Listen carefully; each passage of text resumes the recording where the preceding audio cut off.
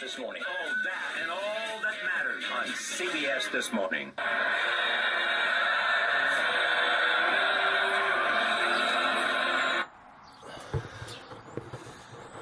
Today we are cutting the cord. Cutting the cord. Cutting the cord. I used to be a subscriber to Netflix. I used to love it because my kids could watch all their cartoons and all that stuff any time of the day or night they want to do so. We could do it on the road, in the car, everywhere you wanted to go. You could watch your TV, which was fine through its limitations. You see, I live in Canada and Netflix has a pretty shitty list of offerings as compared to the United States. So I had to find an alternative so that I could actually watch TV without actually watching TV, because I hate sitting down on the couch watching TV. So the solution I found to this problem I had is called Kodi, aka XBMC, which is a mod that was originally created for the Xbox console system, entertainment system, I don't know what you call it these days. So XBMC is something that you can install on your computer, install on your phone, but also it can work on a Raspberry Pi. Raspberry Pi is a small $35 computer that's the size of a credit card. So the thing that I did was I took my Raspberry Pi and I put it out on the front porch, or the back porch, whatever you want to call it.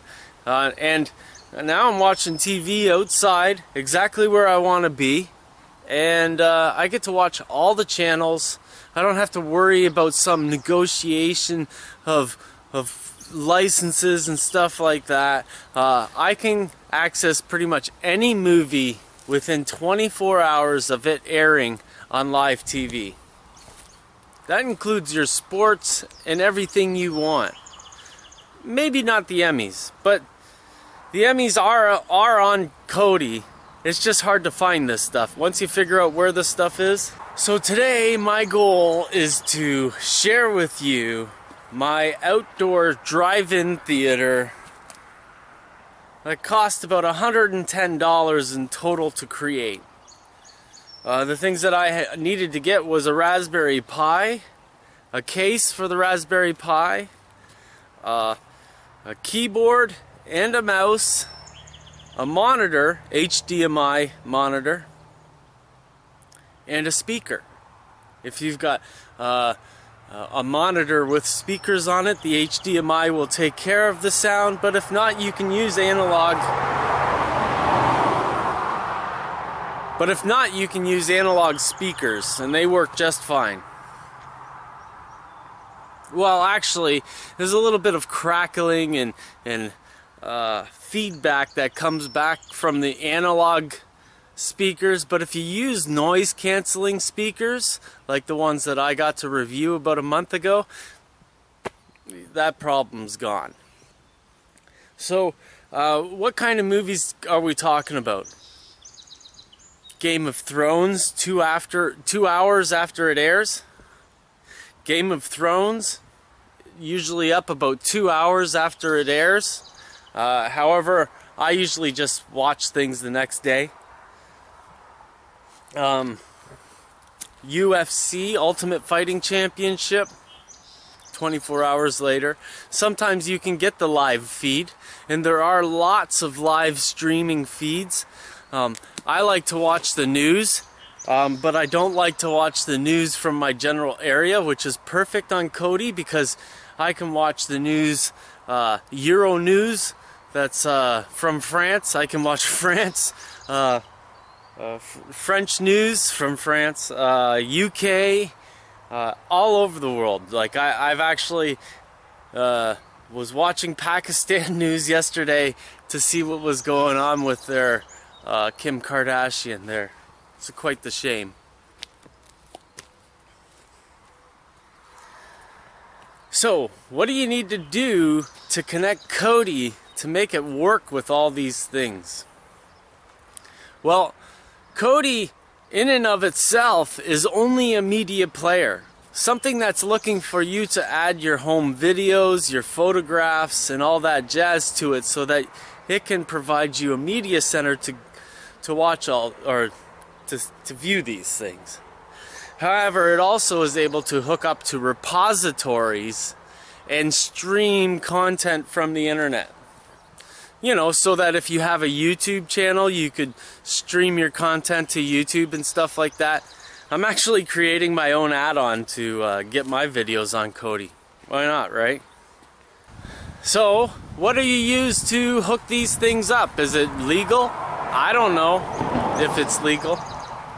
The reality is that if you live in the United States, you should probably pay for Netflix or something like that, because your government's probably gonna throw you in jail for this kind of thing. If you're scared about that, you could pay $3 to $5 a month and use a VPN, which will hide your location even from your ISP, your internet service provider. Yeah, I use a VPN, which, you know, hides my location, and that's you know, it's just prudent to do something like that. But I use a VPN for a number of different things, so that's besides the point for me. The best system to use, there's different levels of systems that make Kodi work. The more common name is XBMC because of all the, you know, the kids know that, but for us adults, Kodi is basically what it is. So what you do is you go to Kodi.tv and you download the version you need.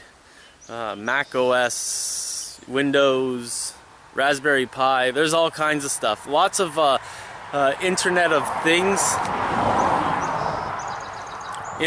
Things devices, and they work fine. I've tested about 2 or 3 little items that I have since spring. I started doing this. So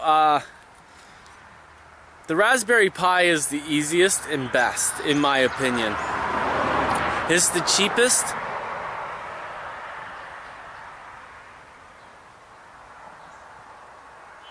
So all you have to do to get your Kodi to work on in your drive-in theater is you have to add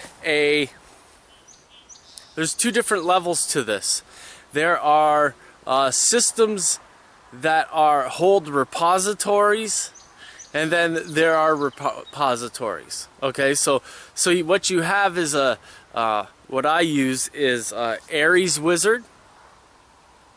What you have to do is you go down to System File Manager, add a source, which is http blah blah blah areswizard.co.uk. You enter that in, you give it a name Ares, and then you got to go over to your system add-on manager and you install from zip, and you use the source Ares that you just created in your file manager. Once that's loaded, it'll take about 10 or 20 minutes to actually install all that stuff. It'll do it probably within 5 minutes. But, you know, if you give it time, it'll actually install and then update itself, or, you know, update the different repositories and stuff like that. The actual software that I'm using to watch my TV is called Pulse, but there's a number of great ones that you can use. Many of them are kind of directed towards a type of viewer. You know, if you're a sports guy, if you're from the UK, or maybe you're, you know, Muslim or something like that, and you want all Muslim TV and stuff like that. So you'd find your own system. I use Pulse. It's pretty much got everything you need. And in Pulse, it gives you a standard set of channels and streams to watch preloaded. and you know, so they got it all set up all nice with menus and stuff like that, but that doesn't mean that you can't add more. I like to watch Tech TV or Twit, This Week in Tech TV thing. They've got a add-on, so all I do is I go over into my video add-ons, I add more, and I add my YouTube, I add my Twit, and I add a few others that are nice, you know? Watch some porn, I don't know. This is the easiest system to use for watching TV and cutting the cord. If you want exclusive, or not exclusive stuff, if you want to have, well, it is exclusive. If you want to pay to be a part of exclusive server, you know, one that doesn't, like if on popular nights it's really hard to watch some things, or on not so popular nights, you're not going to get, or not so popular shows, you're not going to get the access to these things because it doesn't have the seed qualities for, I don't know what I'm saying there.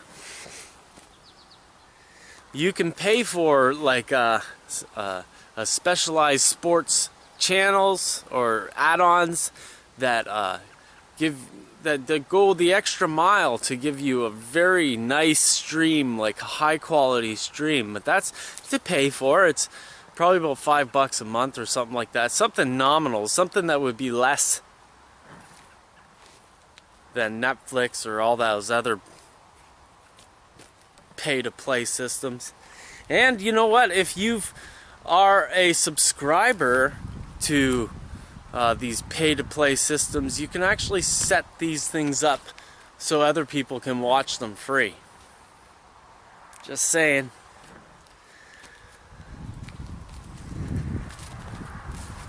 So I've been using Kodi for about 3 months now. Everybody on the farm has asked me what the hell I'm doing, and they love it. And I've set up 2 systems for other people, and it costs about $110 to put one of these things together with new hardware. If you've got old hardware that'll be able to hook up this stuff, it gets cheaper with each and every piece. However, Kodi is free for the most part. You can pay, but it's free for the most part, and you can watch anything you want. Even if you want, like, you can watch Beijing news, you can watch Japanese news, news from Russia, news from Ukraine, news from everywhere in the world. Africa is the most interesting place in the world to watch news.